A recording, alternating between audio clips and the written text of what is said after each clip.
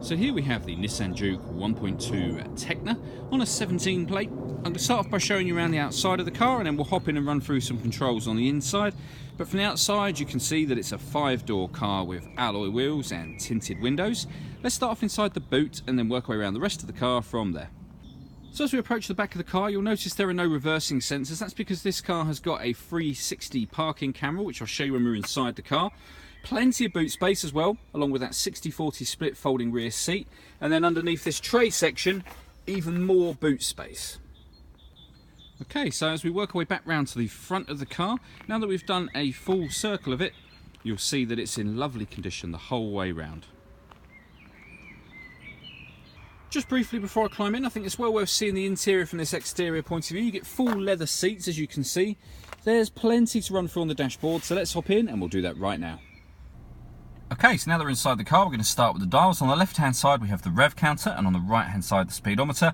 At the top in the middle, you can see the total miles for this car are 12,312.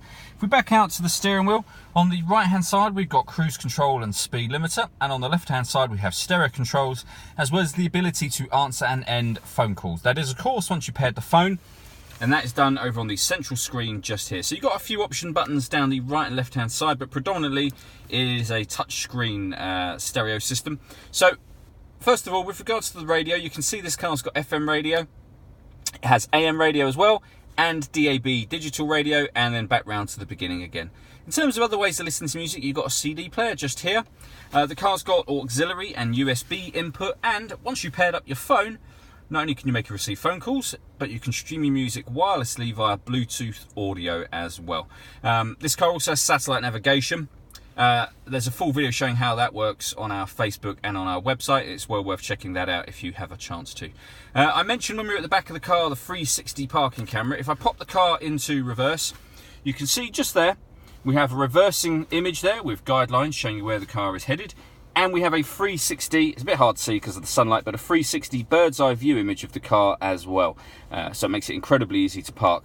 And in fact, if we press the camera button, we can change that image to the front passenger side wheel and just the rear camera if we want to. And if we put it into neutral, or if we were to put the car into first, we can have a front facing camera as well as that bird's eye view camera. So with all of that, it does make it very easy to park.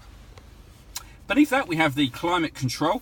So you can adjust the temperature over this side, fan speed this side, and then when you're happy with those two settings, that will turn your air conditioning on. Or you can push this in to put it onto auto, and the car will take control of the fans itself to maintain 16 degrees for you. You can override that by readjusting the fan speed as you wish. This screen also doubles up as a driver mode screen, so you'll now see the options have all changed. We can change the setup of the way that the car drives. So it's in normal at the moment. We can change it to sport or eco, and it will change the engine, the steering, and the climate control. So for example, the steering will be firmer in sport mode. The accelerator will be a little bit more responsive than it would be in normal. In eco mode, it will turn off the climate control. The steering will be the same, and the engine will be a little bit more economical, a bit less powerful if you like. So you can change all of those settings from there as well. Underneath that, we have a 12-volt charging socket, the USB and auxiliary input, a 6-speed manual gearbox, and then all the way back here, driver and passenger heated seats. All that leaves me to say is thank you for taking the time to watch this video. If you'd like to come and see the car in person and have a test drive, please feel free to give any of our MJA sites a call. We'd love to hear from you soon.